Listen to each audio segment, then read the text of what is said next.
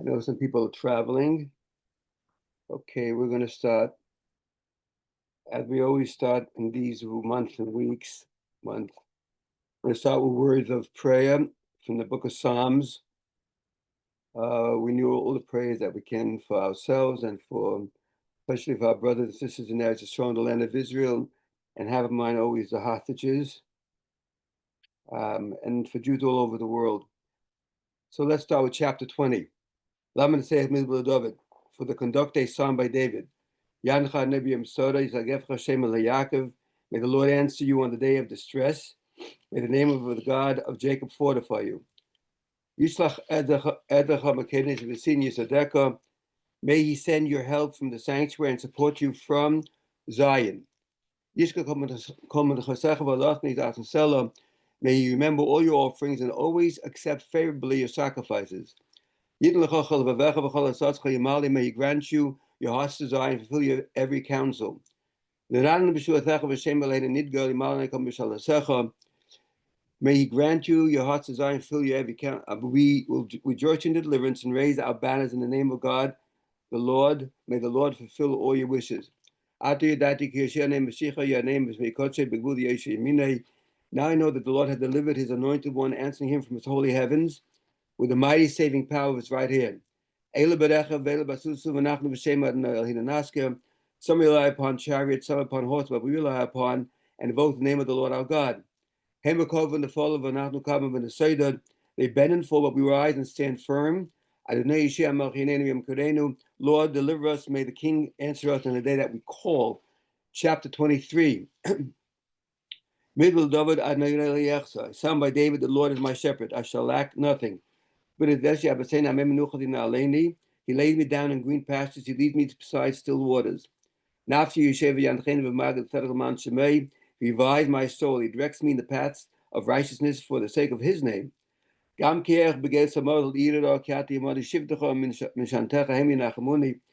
walk in the valley of the shadow of death, I will fear no evil, for you are with me, your rod and your staff, they will comfort me. You will prepare a table for me before my enemies. You have anointed my head with oil, my cup is full. Only goodness and kindness shall follow me all the days of my life. I shall dwell in the house of the Lord for many long years. Chapter 124, the Rebbe's Kapitel. A song of ascent by David, were it not for the Lord who was with us, let Israel declare. Were it not for the Lord who was with us when men rose up against us. Then they would have swallowed us alive in their burning rage against us. Then the water would have inundated us. The torrent would have swept over our soul. Then the raging water would have surged over our soul. Blessed is the Lord who did not permit us to be prey for our teeth. Now, our soul is like a bird which had escaped from the fowler's snare. The snare broke and we escaped. Our help is in the name of the Lord, the maker of heaven and earth. I want to acknowledge that we have I think 1, 2 here from Eretz Yisrael, Eliyakim. We call out to Eliyakim, who's in Yerushalayim now, and we're thinking about all of you now in Eretz Yisrael. Hello, Rabbi. Everything well? Everything quiet? Everything good? Yes. Thank you. Good to see you. Good to hear your voice. It's I had a debate in my mind whether to share a personal experience, a major personal experience, seminal moment in my life, which has to do with miracles. And the topic of today is individual miracles, Nes Liyochid. And we've discussed miracles a while back, but this is getting into a different area, much more. And I had a question whether I should. I wasn't really sure to go into the whole Geschichte, into the whole story, but I thought I would. And then, every time, you get a sign from above. So I'm going to share with you what happened on Friday Friday night in my house after the Pilpul went out, the first draft, which kind of just gave me, said, wow. And I walked into my house and there are 7 young women sitting who are counselors in one of the day camps, which we have here, one of the camps. We have 4 camps now presently in the state of Washington. And one run by my son and daughter-in-law, Yoni and the Mushka Levitin, beautiful camp in Seattle. And there are sitting 7 of the staff. And one is the granddaughter of the story of the wedding I'm going to discuss. I said, whoa. I said, now, if you need a sign, you got a sign. Whether you should or should not have you're going to tell the story. I said, that hit me hard. She's the granddaughter of my chava, of my friend sitting right there in my house about the story I'm going to tell, which I debated to tell or not to tell. And there she's sitting right there. I said, well, Hashem gave you a sign that go with the story. But that's going to come first first we're going to talk about the concept of the individual miracle with the Rambam and Hilchot Berachos. And it's a very interesting Rambam, as all Rambams are. And when you dice it up even more, you get into when you go back into the Bible, into the Chumash, the story of Yesro, the father-in-law of Moshe, from where father-in-law of Moshe, of Moses, and we see by him the concept of a blessing on a miracle. And what Rashi says, among the miracles that brought Yisro to see his son-in-law and daughter, and this one to see his daughter, he brought his daughter, but his son, he himself came, and he wasn't yet of the Jewish community, became later, as the stories of the miracles. Now you see the Rambam says 2 miracles, and Rashi says miracles, and I was thinking about the question, and so we have an issue, but I'm just going with questions today. I'm not going to go, not too many answers are coming out of me today. I'm just going with the questions. So first we'll start with the Rambam, which is Rambam Hilchos Berachos 10:9, which I sent you out in the email. The Rambam puts down, but listen, you have to listen to every word, because when we get later into the poskim, the Shulchan Aruch Harav, the Shulchan Aruch, the Mishnah Berurah, and the Aruch HaShulchan, and there's so many different nuances. And the Mishnah Berurah goes into more, the Alter Rebbe is more on one area, where the Mishnah Berurah goes into a lot and very nuanced, and the Aruch HaShulchan, and we see the language of them. And let's first learn the Rambam. Said the Rambam, there are 2 kinds of general miracles. First, Harei Mokim Shenas Nisim Yisrael, person who sees a place where miracles happen for the Jewish people, historical miracles, the big ones, which are the ones the Rambam chooses, Kagain Yamsuf, the splitting of the Red Sea, you come to the Red Sea, or Mabrit Hayadim, the crossing of Jordan. Red Sea was led by Moshe Rabbeinu and Moses. Joshua, his student and successor, led the Jews from the desert into Israel. First is coming from Egypt, moving on, and then leaving and going into Israel. He gives these 2 examples, Nisim Yisrael, general miracle which happened to the Jewish people. Says the following blessing, says the Rambam. When you come to these places, these are the blessings you should say. Blessed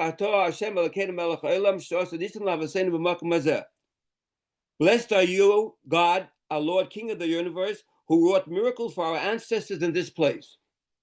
Okay. The Rambam then says,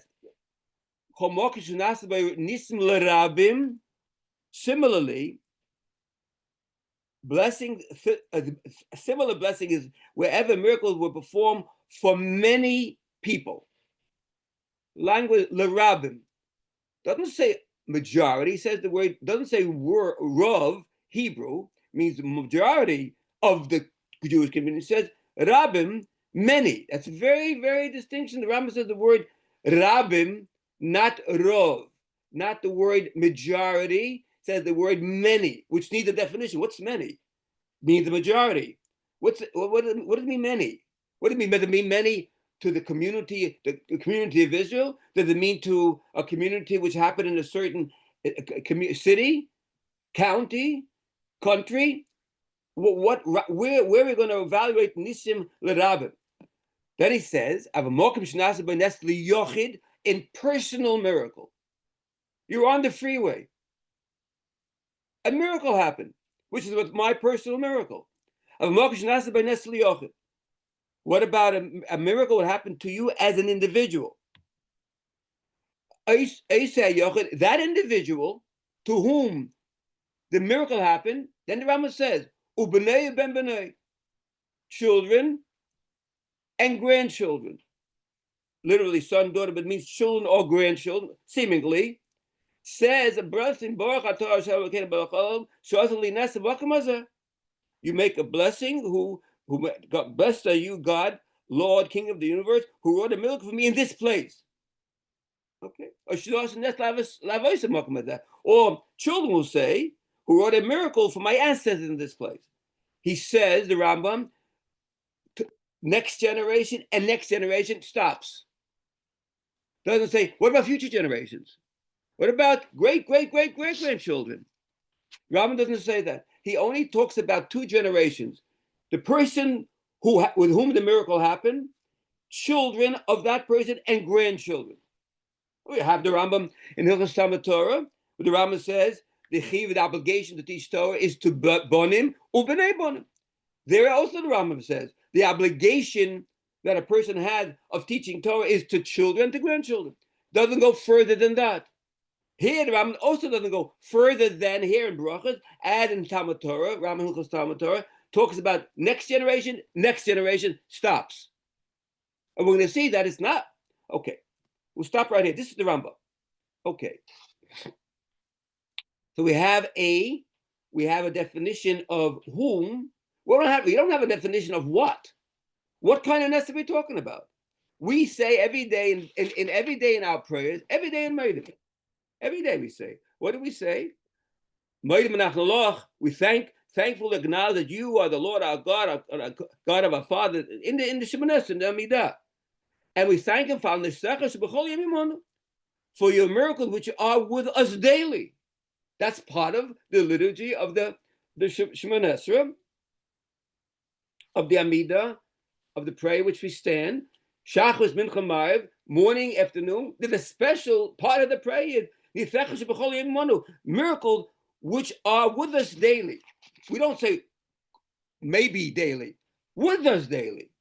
We live in a reality which we think is normative, but when we say the prayer is, we thank God for daily ongoing miracle. Now, we don't say a special blessing is part of a prayer. So when the Rambam said there's a special blessing for a yochel, an individual, meaning it's something beyond the daily, quote unquote, whatever that means, daily miracle, which is part of the Shemoneh of the Amidah, there's something more unique, special, driving, boat, plane, whatever.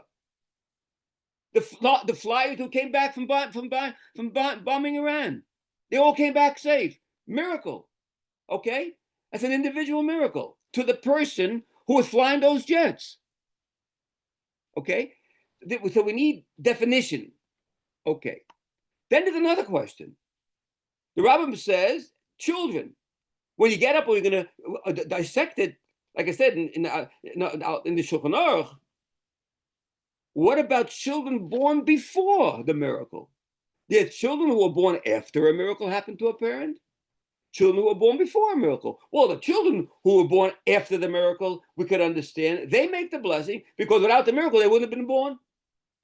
What about children who are born before the miracle happened to their parent? Father, mother. Because halacha applies to both. Do they also have an obligation to make a blessing?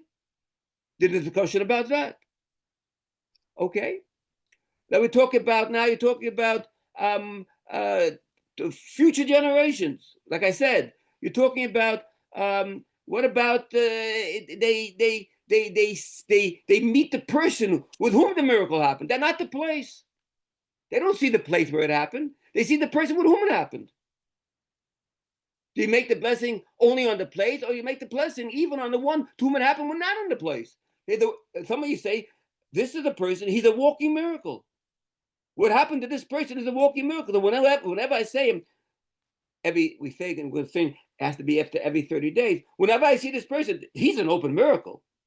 I remember what happened to this person. And every day I see him, do I make a blessing on the person as much as I make it on the place where the miracle happened? All these have to be fleshed out. Okay. Then we need a definition really of miracle. Like I said, this goes back to we say everyday miracles. Well, yeah, miracle. We get up in the morning is a miracle. Never people don't get up in the morning. That we all got up here on this Zoom, well, that's a miracle. We got it. I mean, there's no, what's the given that we have to get up? Hashem decided to give us back our soul. We say, we thank you, God, for giving back our soul. What's a given? It's a given that what? That we have to get up in the morning? We don't look at it like that. We thank God because He gave us back our soul, that we're alive, we're walking today. Never there those throughout the world didn't get up in the morning for whatever reason. So how do we break up the concept of miracle? These are questions, and then we'll go. That's the Rambam here. We'll go what I asked before about Yisro. Everybody goes back to Yisro. Yisro, like I said, Moses' father-in-law. We have a pasha in Genesis, and in Exodus, Pasha Yisro. It's named after Yisro. Not too many segments of the Torah are named after the individual, but Yisro is. This week, Bolek. V'yishma Yisro. It says Yisro, the minister of Midian, he was a big leader in his time. Kohen Midian, the father-in-law, Chesed Moshe, the father-in-law of Moshe, heard all that God did to Moses and to Israel. That He took Israel out of Egypt. Says Rashi, what did he hear that had such an effect on him that he came? Says Rashi, you know which miracles? Kriyas Yamsuf, like the Rambam says. He heard about the dividing of the Sea of Reeds, Red Sea, and Mechamas Amalek, the war with Amalek, big miracle. Okay? Then Rashi ends by saying, it says, that Hashem took Israel out of Egypt. Says Rashi, Zu Gedula al Kulam.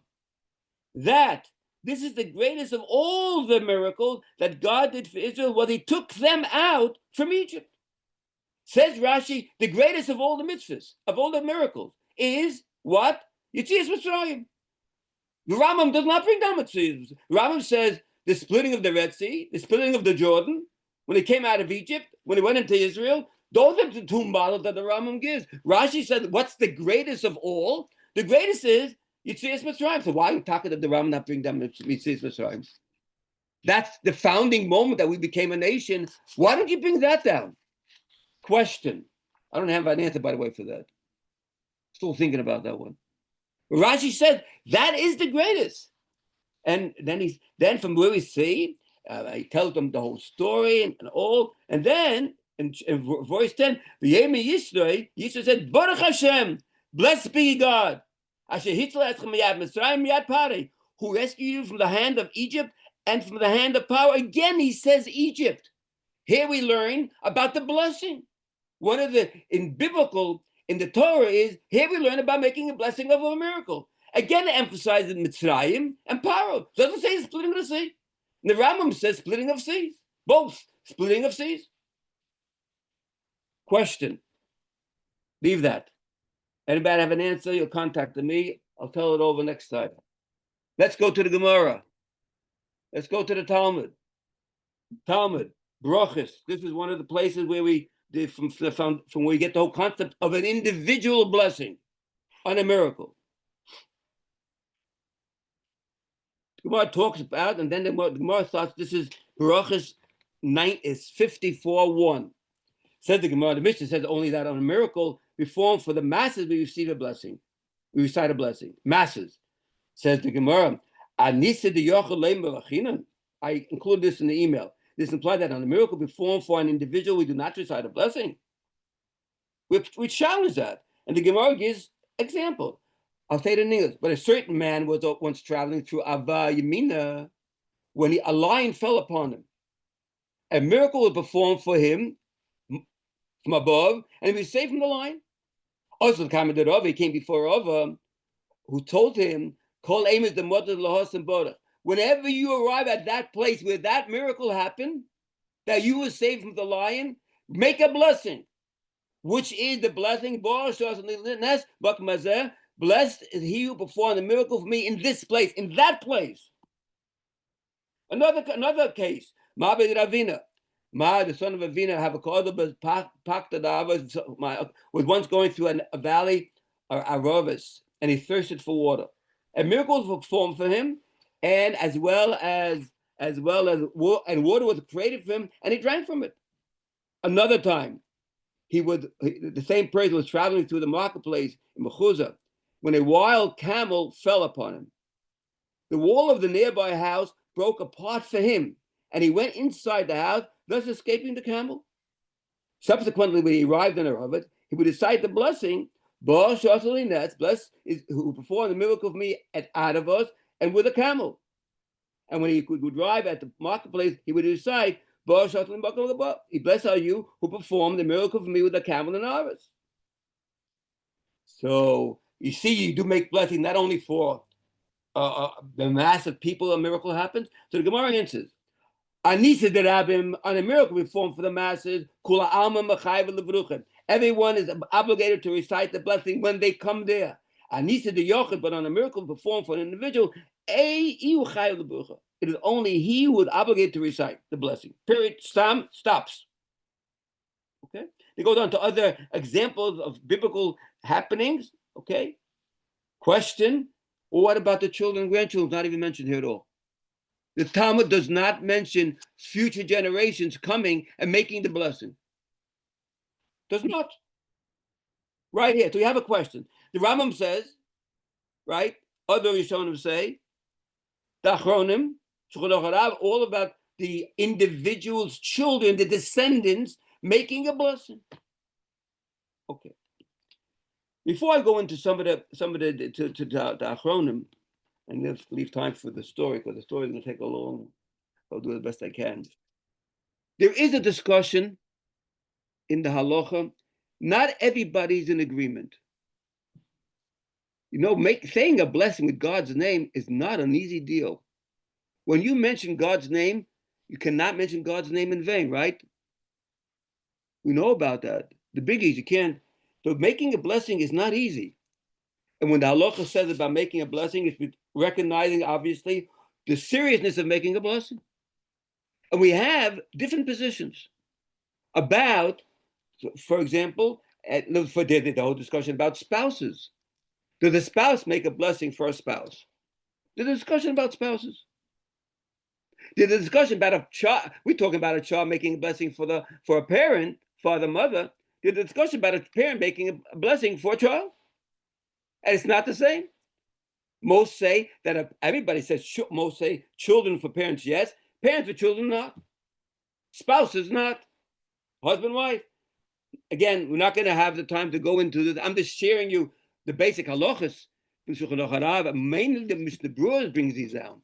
The Mishnah Berurah goes in very dissecting this with different kind of. But this issue raised to me an issue of kibbud av, of honoring your father and mother. When there is this discussion about a child who was already born when the miracle happened to the parent. We're talking about, the Rambam says, children, grandchildren. It doesn't differentiate born before or after, but there are later those who differentiate. And there are those who say only children born later because they benefited from the miracle. They have to say the bracha. Those children born before should not. Others say yes. I said to them, what's this deal of children? If you're doing it for honor of your parents, what's different when you're born? What when you're born? Why are there different opinions about that? I came into a different kind of, we've spoken about kibbud avein, but I never thought about it in this way. But honor your father and mother. You know, one Pilpul brings another word from the side. That's what Pilpul does. When you have an obligation, the commandment of honor your father and your mother, is that the underpinning is because you benefit from your father and mother. You wouldn't be here without your father and mother. Where's your gratitude? Where's your menschlichkeit? What kind of person are you that you don't have feelings for your father and mother who created you together with God? The Gemara said there are three partners. father, mother give body, God gives soul. Don't you show any kind of gratitude to one who put you on this earth? Yeah. Okay. So then, that's one way of looking at it, as you benefited. The other is, has nothing to do with me. It's not I'm centered on myself that I benefit the male. I should show acknowledgement. This has nothing to do with me. It has to do, they are my parents. It's not even getting if they're good parents. Of course you want to be good parents. They are your parents. This is not an issue of me. This is an issue of them. They are your parents. And the commandment says, honor your father and your mother, not because they made me. That's not the underpinnings of the halacha. The halacha is, they are my parents. It's not something me. I said, I started to think like this, which is a new kind of insight, that whoa, that could be maybe the two positions. About children who were born before the miracle happened to the parents. Mainly the children. So if you say that not only children born after the miracle to the parents, but children born even before the miracle to the parents, you say you have a chiyuv, an obligation as a child for your dad, for your mom, for your father and mother, not because it's you. They're your father and your mother, and God made a miracle and saved their life. When you come to that spot where that miracle happened, you acknowledge God for that miracle to your father and mother, irrelevant that you were born before or not. If you say it's more centered on me, that they gave me, well, then maybe you can start thinking a difference. Children born after the me saving of me dur, a miracle from Hashem, well, they obviously have to show gratitude by making a blessing to God, because they're here only because God made a miracle to save their parents, or else they wouldn't even be here. But the ones who were born before that miracle happened, not necessarily so. So this is a Yeseditic, a fundamental perspective. And Kibbutz Avim is not just a side issue here. This quasi side issue in this halacha of making blessing of a miracle, you could define going deeper in the quality of Kibbutz Avim. What is it centered on? A thought which sparked doing this Pilpul in another area of halacha. Interesting, the Rambam, Hilchot Mamrim, we talks about the halachas of Kibbutz Avim, doesn't even discuss these kind of things. He brings many models, doesn't talk about a concept of Kibbutz Avim where something happened to your father, happened to your mother, to show as a child, acknowledging the God with a special gift, somewhere in those halachas to mention something which plays out in this area is not mentioned at all. Rambam doesn't even get that down. He separates it, that's in the halachas, a brachas of Lord, of blessings, doesn't bring it down to Kibbutz Avim, or has to do with Kibbutz Avim. Why not mention somehow something in a glimmer of this halacha? Not mentioned.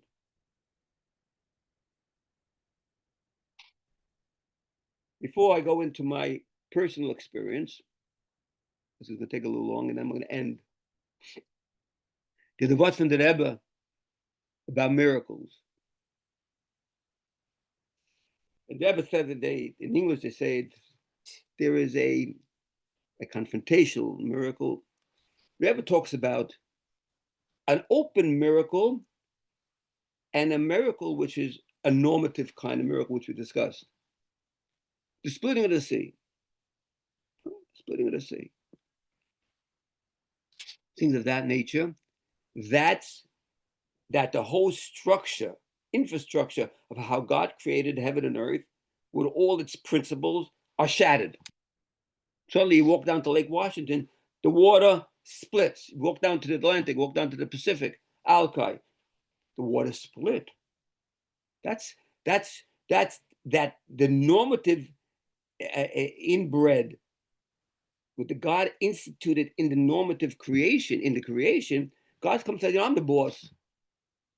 I decide to split the Lake Washington, the boardwalk over there in New York. You walk in where the water's gone. I'm the boss. I created heaven and earth. I made it in this way, and I'm telling you, once I'm coming down, showing you all who is the boss. I'm the boss. So what I do, that's what I can do whatever I want. That's in a sense a miracle overriding the whole parameters of the creation that God himself created. Then there are miracles which happen day in and day out, which we're not even paying attention to as normative kind of, that we say in the prayer, Kol Yom V'Yom, that we take almost for granted, not recognizing that it is a miracle. It's the hand of God. And part of our Veda, day to day, is to say, it's not normative, it is godly. Every element of my life. There are people starving from hunger. I'm, thank God, in a community where I was born, where I'm not, there's food to be bought in the store. There are people who are being born in some areas of the globe where they can't go into the store and buy food. Okay, okay. So I'm thinking on and on and on, and part of, and Judaism teaches, and Chassidus specifically, the Rebbe talks a lot about this, is to recognize that in your daily life, don't take it as a given that all this is, quote, normal. A lot of it transcends the norm in the norm. We'd say, Abiel of Shalom, my great mashpia, that was one of his things. The real greatness of God is in the transcendent in the finite, the infinite in the finite, the miracle in the finite. That's really we have the blending of the infinite and the finite. I would say normative kind of miracle is the infinite and the finite in life. Then there are those things which are transcend and break open and finished. I'm the boss. I do whatever I want. I split the sea. Okay. Now I'm going to start staring at that, but you're going to have to listen and not, because I'm telling you right now, I'm going with two tracks here. And it was a big debate, but I decided, no, come the time, you got to share. I'm going to start with background. Growing up in a Hasidic home and born in 1947, growing up in the 50s and the 60s, and growing up at a time when the Jewish world was coming out of its biggest horrific moment of the Shoah, being surrounded by survivors who came out of the Auschwitz and the camps, or those who came out of the Gulag under Soviet over the communist system. My grandfather, my grandmother died in the ghetto. Two of my father's brothers were killed by the Germans. Just growing up in that kind of environment, when I look back, I mean, with a kind of a normative kind of, that was the environment you're born. Okay? And then marrying my beloved Levitin and coming into Los Angeles and seeing the whole shul is totally survivors. Her father that survived from Auschwitz. I mean, all of them. I mean, I walk into a shul where there's 100% survivors. You know what I mean? 100% survivors, 100% survivors. All right. That shapes you. But I want to go back to growing up being around the Rebbe in a Hasidic home and being raised in the environment of what it means to be around the Rebbe, what is the Rebbe, what is a Chassid at a young age. And my father, all of a sudden, would always thank him for many things, obviously. Right away, when the previous passed away, which is, we have a holiday coming up, finish a holiday tomorrow night, this week, Monday, Tuesday, Wednesday, you'd basically give time was when the Rebbe, the previous Rebbe himself, we celebrate as a miracle when he was allowed out of communist cell. We had been sentenced to death and taken in 1927, and was allowed out in those years. Never what he had to go through, suffered all his life from that, came out of Europe, came out of Russia, finally settled in Poland. That's a whole story in itself. So growing up, that, being around the Rebbe, a major part of your education was how to conduct yourself. Growing up next to such a luminary, the leader of our generation, the one who rebuilt Jewry after the war. And like I said this recently here in Seattle in the synagogue, like all of the Chabad houses all over the world, who could have foreseen that the Chabad houses all over the world after October 7th became the haven for Jewish students by the thousands and thousands, where they came to recharge their batteries, to be secure. When the Rebbe started the Chabad back in the 60s, it was not accepted by others within the very traditional community. Now to see one of the things, almost prophetically, that this is the base for thousands and thousands of young men and women who came, were lost, and had a Chabad house to come. Seattle, Rabbi and Mrs. Weingarten doing tremendous work throughout. Thousands, literally, this was the place our young people came to be stabilized and strengthened and reinvigorated to what Judaism is about and not to falter. Till today is going on.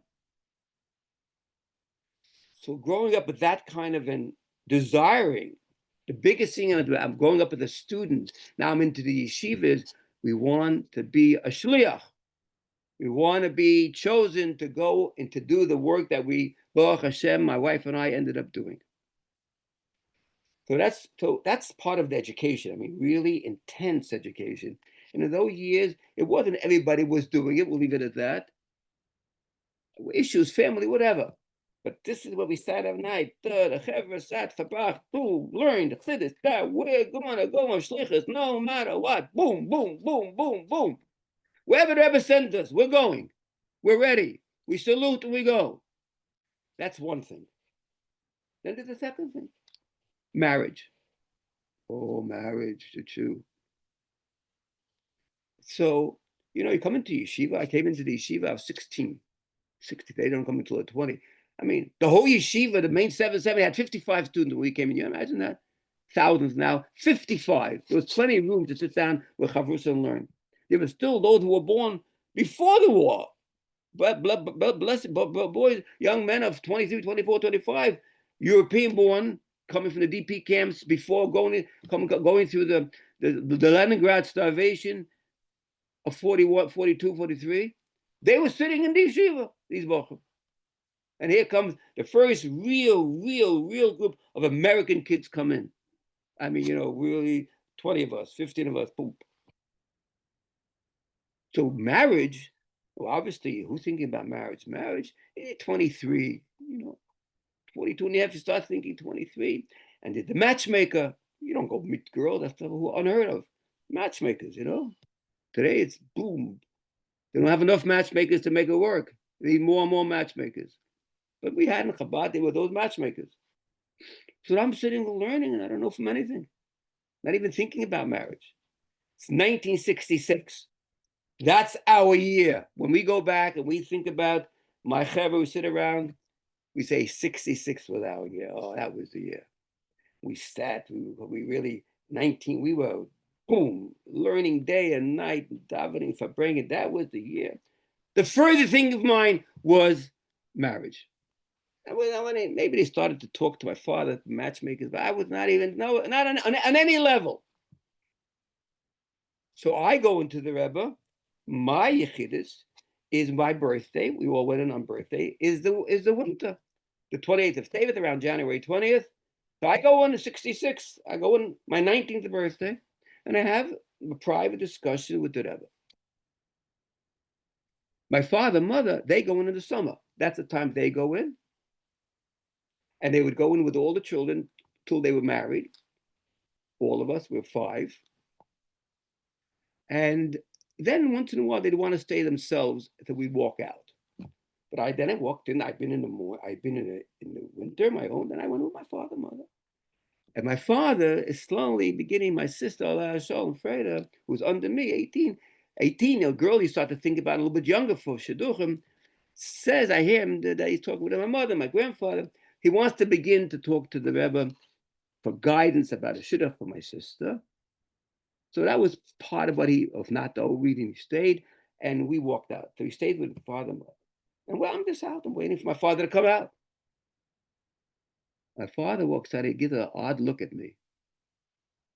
And I can see that look now. I was kind of, what happened?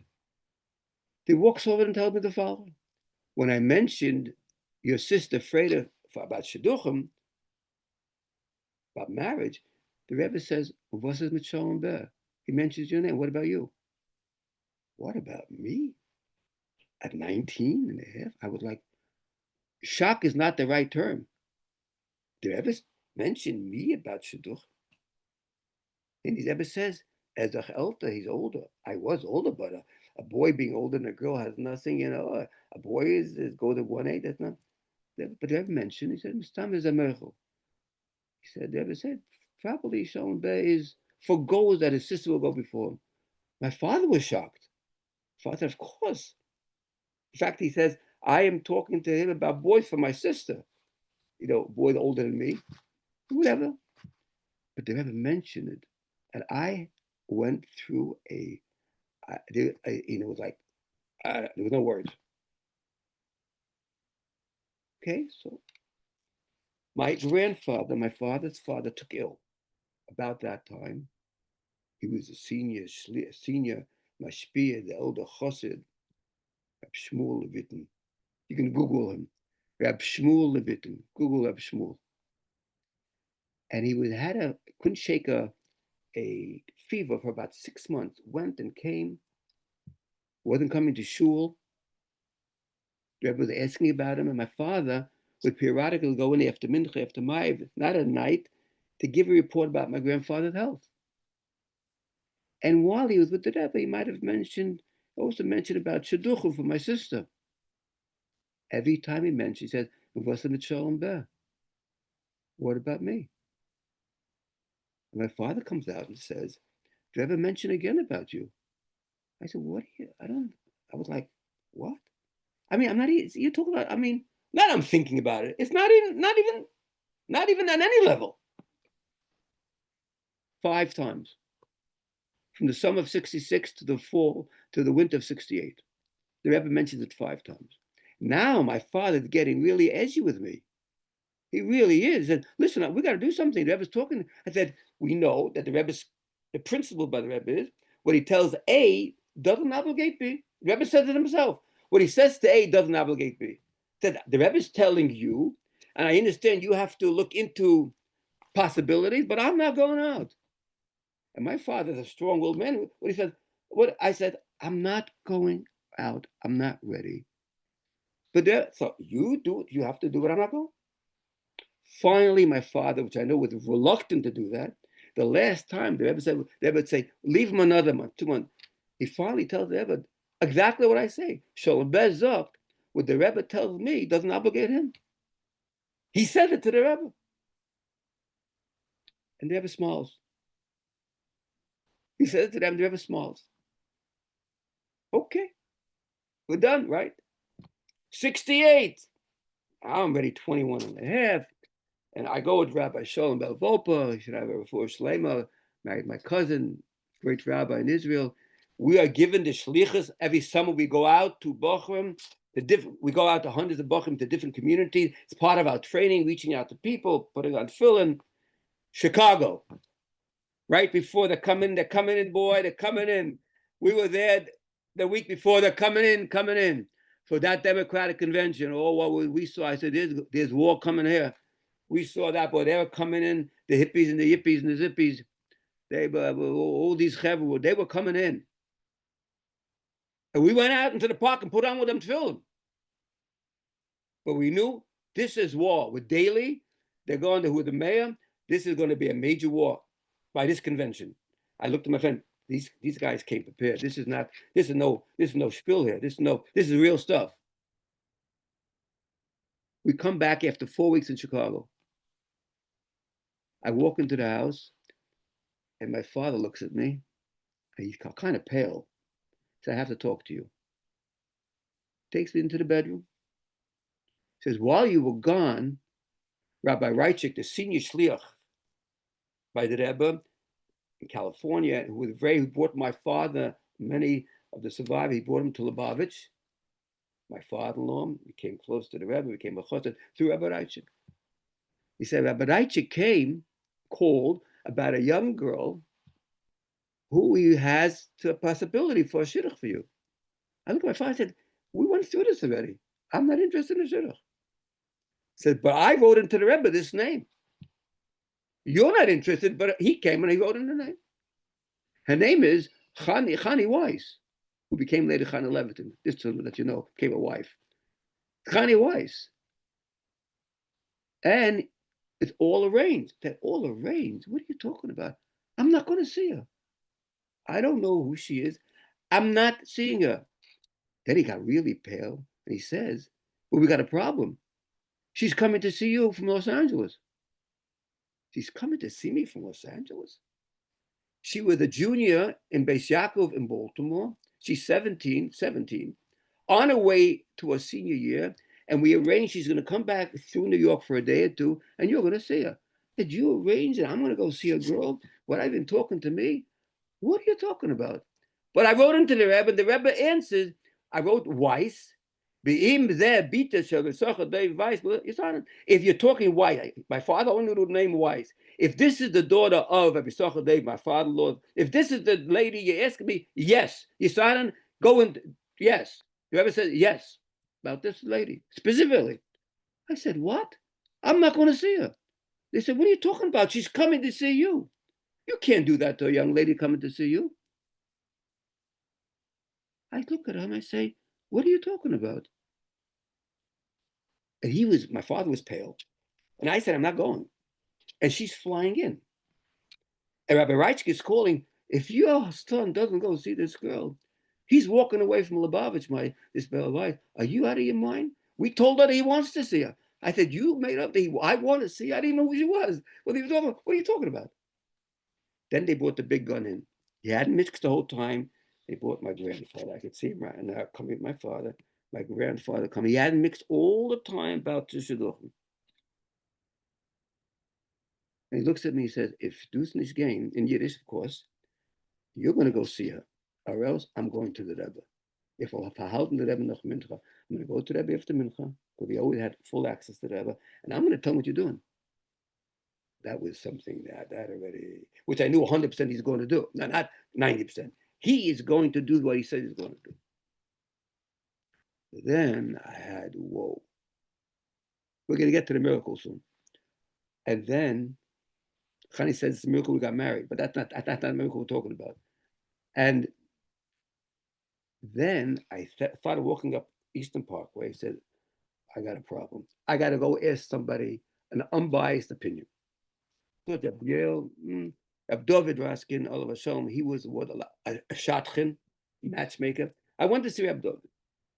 I laid out in front of him. He was very sympathetic to me. I understand you. You didn't ask the Rebbe. You know what? But you cannot embarrass this young lady. That you cannot do. That you can do. She's coming. She said to me, you're just coming from Chicago. Chani really loves this one. You spoke to students. This student. He went to campus. Go out with her for now. What are you making a big deal? She's a student. She's a student. Talk to her like a student for now. What are you making a big deal? Don't. But you can't embarrass her. He said, these are studentkes. These are students. If you were like a student on campus, like you have to talk for an hour, forget it. That's it. Okay. But now we got another problem. We're such a tight group. If I miss 10 minutes from learning, everybody's weeping, plus other things. The only time I said I can see her is from 2:15 to 3:15, that hour break for lunch. 1 hour, that's it. I got to be back. Mincha right after, I got to be back. 3:30, I learned my Chavis Mazachi. I got to be back. Can't be. 1 hour. She's staying with Rabbi Klein. My mother said, you're not going anywhere to see a girl without putting on a tie. A tie? Yeah, I never put on a tie in my life. I didn't even know how to put on a tie. I said, if anybody catches me in the streets in Crown Heights with a tie, I think I'm completely correct. Although I'm going out. Mom, I can't. You're not going until you put on a tie. So my father puts him on a tie. I run the side street, St. John's. I ran the 6, 11 blocks, long blocks, around about Bay, and no one saw me, thank God. I come in, sit down with her. She's sitting there. I should have known it's going to be the way she's sitting there at the head of the table. That should have told me a lot. She didn't look across. She's 17-year-old. She's at the head of the table. I sat down to her left. We had a conversation, and I say, about 50 minutes, I got to go back to the yeshiva. Okay. We talked, we had a conversation, conversation. I run back, flip off the tie, back in, that's it, done. Well, now I did see her. So now the pressure starts. Well, come on, you saw once. Let's get moving on this. Remember, she went down. She's going back for her senior year in high school. She's 17 in Baltimore. Well, I said, now I'm not going further with her until I go into the Rebbe. I always wanted two things to go into the Rebbe about shidduchim, marriage, and shlichus. But I'm not going in. I don't care. I go myself into the Rebbe. In addition, there was another issue. My future father said, no shlichus. Business, he had a big business already. I'll take my son-in-law into business. You can sit and learn how long you want, but not. We support the shluchim. I didn't grow up in that kind of deal and hungry. I said, no shlichus. We got nothing to talk about. So the pressure started from all sides, and he wants to come see me. Before I go, he wants to come see me. My father begs me, don't argue with him. I said, I'm not going to lie to him. We sit down. He comes in. I sit across my father. He sits down next to me, start chatting. No chatter with my father. Gets down to the bottom line in the first 5 minutes. Tell me about shlichus. You going to go or not? I said, my father looking at me, I said, well, ask the Rebbe. He jumps up, runs out the door. Psst. My father was, I'm not going to lie. My whole life is dedicated to shlichus. I'm not walking away from that. He gets on the phone. I walk into the kitchen. He's talking Hungarian to my father, my mother-in-law. But I see as he's talking Hungarian, he's looking at me and he's weakening. And they started to work him. Don't ask. All right, fast forward. I go into the Rebbe after Yontif, which is not my turn. I'm supposed to go in January. We all know when we go in, so I have to hide, to go from upstairs. They lock the door. No one should know I'm going in, because then they say, well, Shalom Bez is going in. It's not his time to go in. What's he going in? Going to the Rebbe. I walk in. This is the Rebbe. The Rebbe speaks for 2 years with my father about I should do shidduchim. But I never asked the Rebbe. I wrote one thing. Should I interest myself in marriage? One line. The Rebbe asks me, and how old are you? Do you hear this? For 2 years, the Rebbe's talking to my father. Rebbe, now I'm asking, wie alt bist du? So I say, in Tavis, in January, I'll become 22. The Rebbe pauses, and the Rebbe looks out the window. Where the shade was up, and just looks out. It says, ich rechne auf je. I think yes. Well, then, I began to say, well, the Rebbe knew, because my father already had been into the Rebbe. The Rebbe spoke highly about this young man for your daughter. So I'm sitting, but I'm with the Rebbe.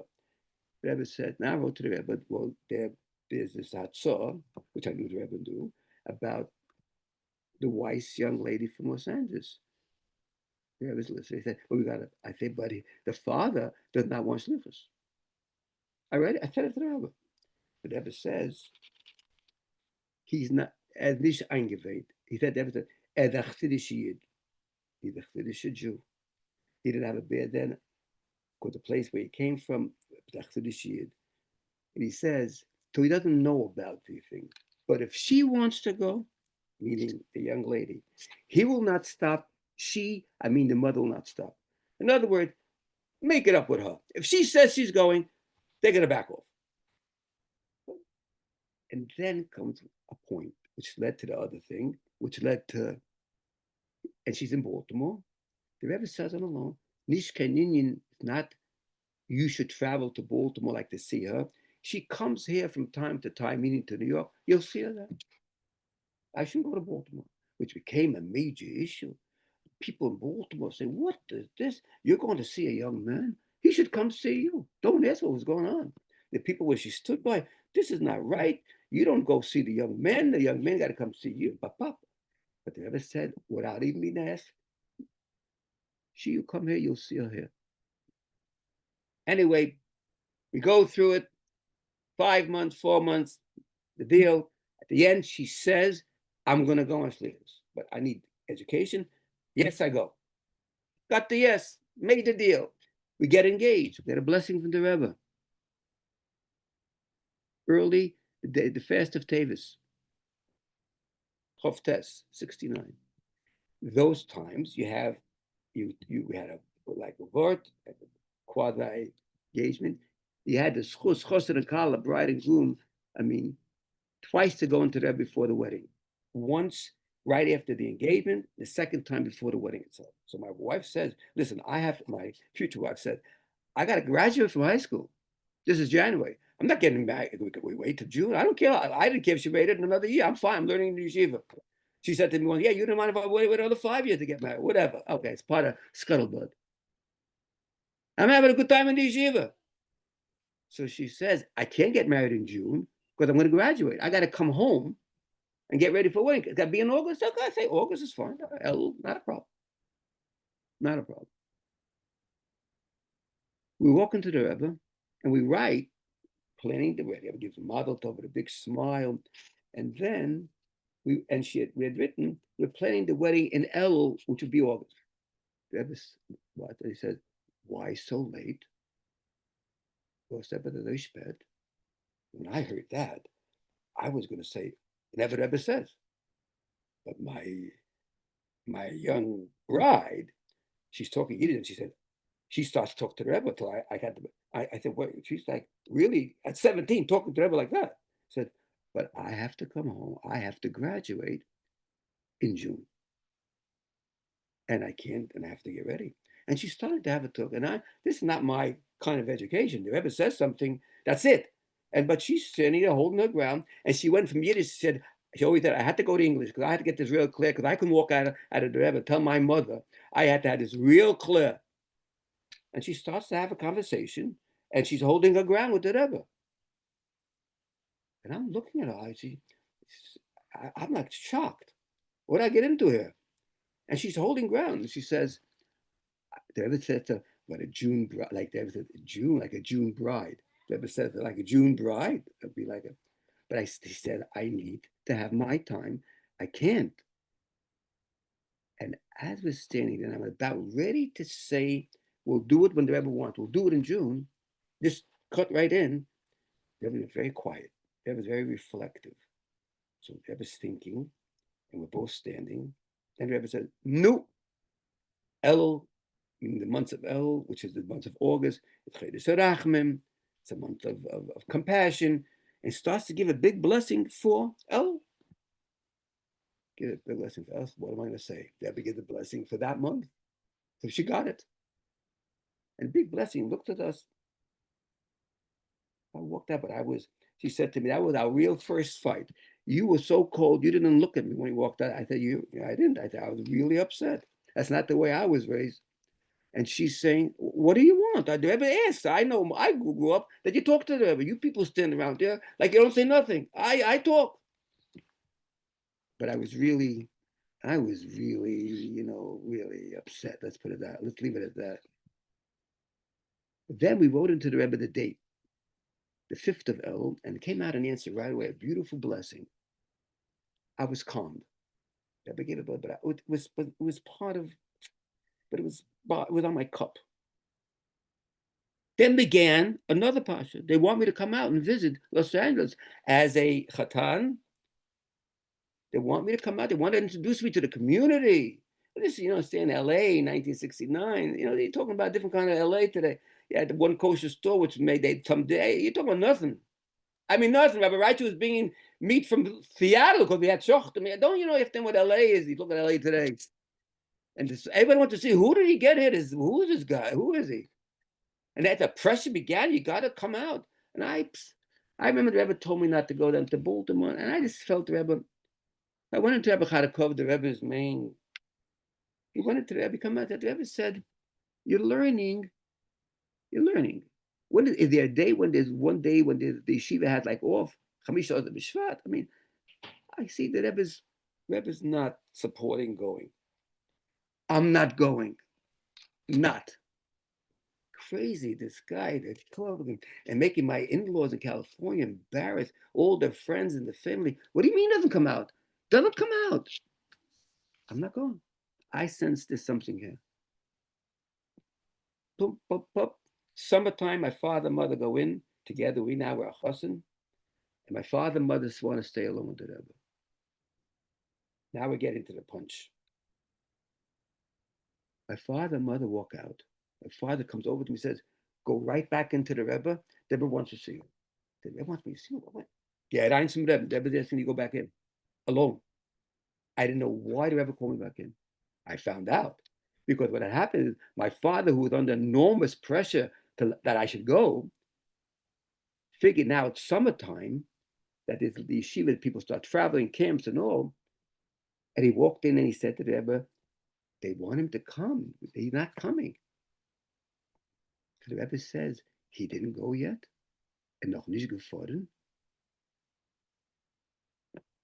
So my father, knowing me, said, he's not going to be enough that he told it to my father. Well, come around with him. So I called him back in. They said, yeah. I didn't know what was going on. I walk into the Rebbe, and I'm not knowing what the Rebbe wants from me. It's Gimel Thomas, Chavtes, which later was the yard side of the Rebbe.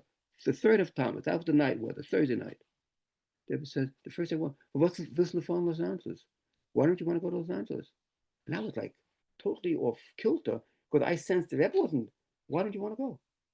So I'm standing there, and I say, Mokum HaKala. It's a place where the kala is not so appropriate, maybe chosim to get together, fly out. That was I said those words. Mokum HaKala. The Rebbe starts to talk to me. There's the name of the Recite. How will the city receive your coming? Then the Rebbe says, hey, give me a shlichus. And when you go, you should visit the yeshivas. The Rebbe gives me a shlichus. Not that you're going to see a kala. Visit the yeshivas. And the Rebbe gives me a whole, which till today I follow. Wherever I go into the yeshivas in Jerusalem. I go wherever I go. This is now in New York. I walk in. The Rebbe gives me a whole seder pattern to start from Nigla to Chassidus, Avodah Hashem, Yerushalayim, a model how to engage in Torah with yeshivas. So, and then the Rebbe says, I said, which yeshiva is it? What yeshiva then? Rabbi Vassman, Chon son. I said, which yeshiva does the Rebbe mean? The Rebbe says, the small, the Simcha Vas. And then they get very serious and says, Rebbe Chonin Zazum, Rebbe Chonin Zazum. I just bought another sefer on Rebbe Chonin. Rebbe Chonin was one of the giants of pre-Shoah Europe, one of the giants, the Lithuanian giants. They ever said, Rebbe Chonin Zazum to me. Wow, they was. Later I found out there were a lot about Rebbe Chonin. That's another story. Okay, when should I go? The Rebbe said these words. Oh, the father drei Wochen, not the drei Wochen. Either before the 3 weeks, which begins the time of the destruction of the temple, the fasting, the 3 weeks, Tisha B'Av. You go before or after. The 3 weeks, you don't go. The drei Wochen, you shouldn't travel. Okay. As I'm getting ready to walk out of the Rebbe's holy room, he looks at me. I can see that look now. Very serious. And says, the whole time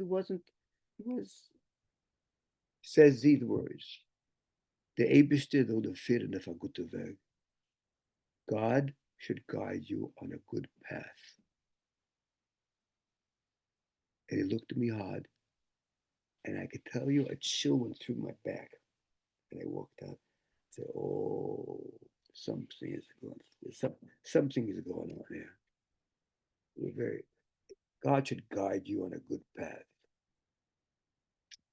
Oh, I'm telling you, I was like shook up. Friday night, so I called my mother-in-law. She said, I need more time. You'll come after the 3 weeks. I was going to go either time. All right, so I'm here. Gimel Thomas, Thursday night. Friday night, the Rebbe walks into shul, davening upstairs, and I'm standing in the corner. And the Rebbe gives me a look. I said, oh, I know that look. Something's going on.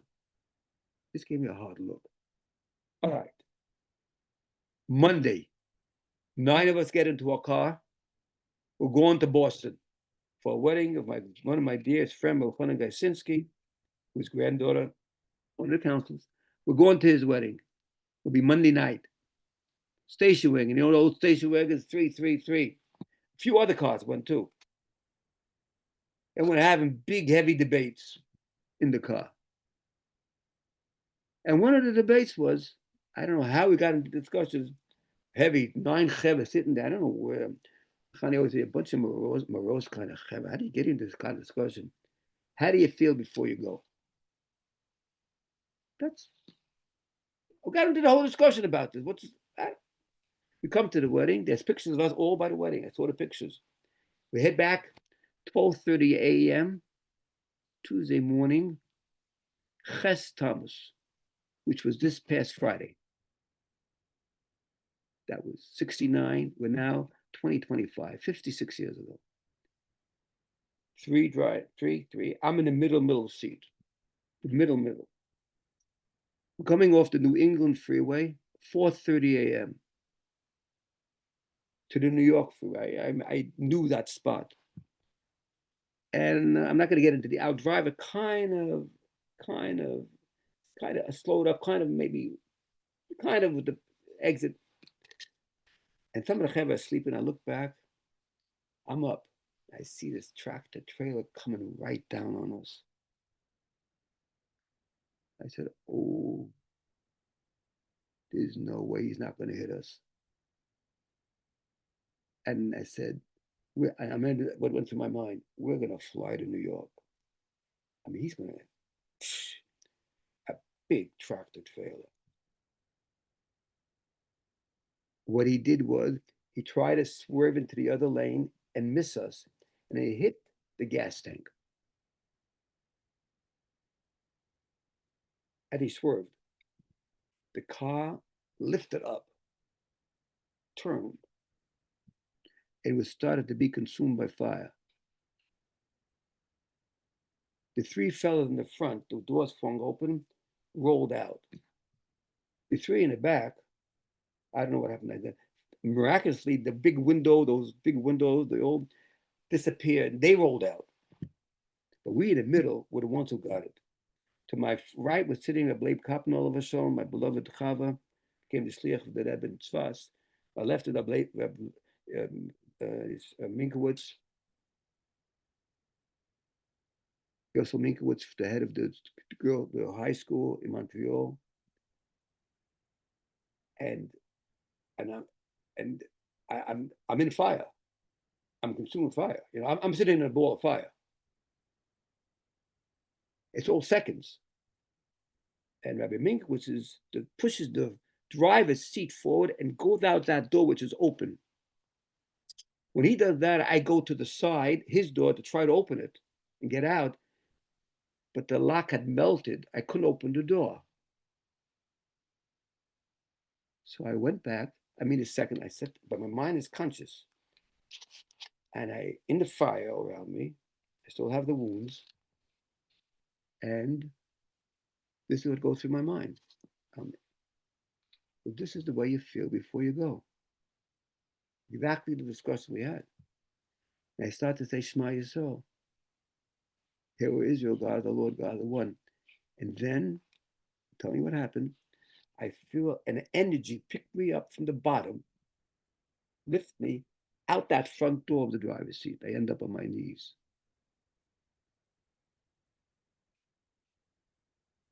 I get up on my knees. The car that backed up. Now you have to understand, this is 69, the hippie generation. We are all with beards. And I say, Label, my Chava, he was sleeping. What happened? We got to get Label out. Because I remember he was next to me and I didn't see him. And here I'm burning up. So some of the Chava went and dragged him out, broke the window. The driver comes running with a state trooper. He's coming with an extinguisher. And I meet them, and I could see in their eyes, when they saw me with the beard, I just saw their body language. I said to myself, they think we're hippies.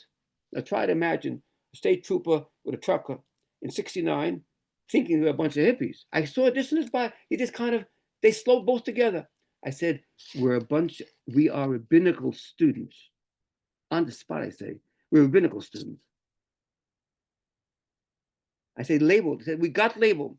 Somebody across the other side, a taxi says, come, I'll take you to hospital. I go across. They said, label's coming, an ambulance coming for him with Rabbi Minkowitz and Rabbi Samuels. They run us into New Rochelle Hospital. They run in, and they rolled me in. The others were, they told they can go home. They said to me, "You're not going anywhere." And there's about 7, 8 Irish nurses around me, doctors, and they're putting me into ice, and they're rolling me out. They're surrounding me, and I said to them, holding my cup, at 6:30, 8 o'clock, I said, "Are you not taking me anywhere? You got to roll me a phone here. I got to call my mother. My mother has to hear my voice. I'm not going. You're not taking me nowhere. You get me a phone right now." And they got me a phone. They dialed for me because I couldn't dial. I spoke to Ma. "I'm okay. Not an accident, but I'm okay. I'm all right." They rolled me in, and I was there for a month. With 2 months, when the accident happened, it was 2 months before I was supposed to get married. The doctor told my father the moment they came running, "He's not leaving here for 7 months. You better cancel the wedding. He's not going anywhere." And my father, that night, they let him into the Rebbe. The Rebbe said, "Nope." And as you could phone in Los Angeles, he didn't go with a smile, meaning the Rebbe didn't tell me to go then. He said before or after. And then the Rebbe said, "It's going to be okay. He's going to be the wedding. You keep the wedding on time. He's going to make the wedding."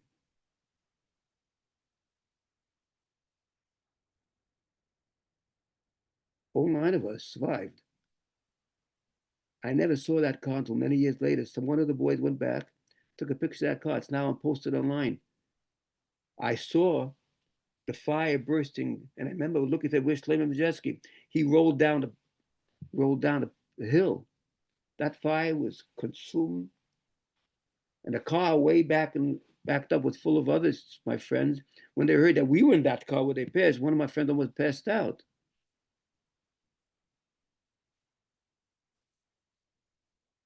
So that's a miracle, a yochid. We got out, we made it, Baruch Hashem. And Mr. Brewer brings down that on the day of an anniversary of a tragedy, so the day is supposed to be kind of reflective, but then you're supposed to be with Simcha. So now this is the part of more Simcha. And then we made the wedding. But then my wife says to me, "Now I understand. If we had gotten married in June, you would not have gone to Boston. You would have been getting married with me. Now I understand why the Rebbe wanted it in June." I said, "Don't blame yourself. You did it." I said, "But now I understand why the Rebbe wanted it in June." And there was a word before I walked out, what he said to me, seriously, "They bested of the fear of a good weg. God should guide you on a good way." Those last words, the Thursday night before the accident, they just looked, and then Friday night he looked at me. When I came out, and I came the first time to the Fabring, and then you make the blessing.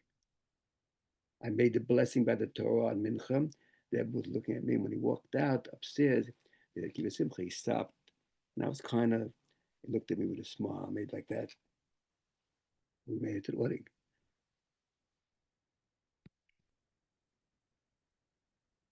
So, Rabbi say, that's my story. And it happened. And when I walked in Friday, on the day of that accident, and who's sitting there? And granddaughter of the one who the wedding was, my friend. I said, "Whoa, I'm telling you, that was, shoo, talking about a sign from above." Now, that was some sign that the granddaughter of the Bala Simcha, my friend, is right there on the day in my house. Now you tell me. Thanks, Chef, for the love. Oh, that was for our love sign. Let's sing a song, Chavra. Hey,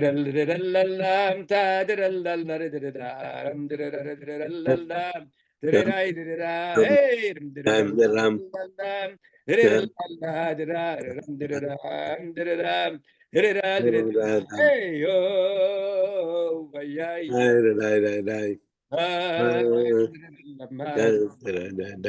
ay, Hey, yidda-lamaya, ba-da-da-da-da-da-lamaya, oh, ay, oh, lamaya-da-da-da-lam.